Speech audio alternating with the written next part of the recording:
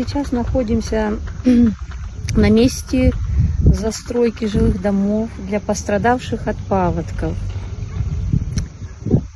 И радует то, что государство обратило на это внимание и не оставило людей без крова, что так ведет такие активные действия, так стремительно все здесь у нас происходит.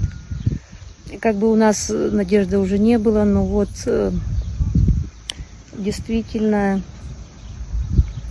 результат, и появилась какая-то надежда, чтобы сохранить нашу деревню. Я вот впервые нахожусь вот в этом месте, где идет застройка. Ну, как бы все хорошо. Жилплощадь такая шикарная, да, фундамент высокий.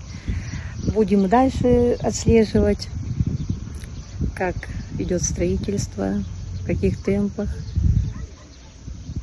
Спасибо, что дали нам надежду на будущее.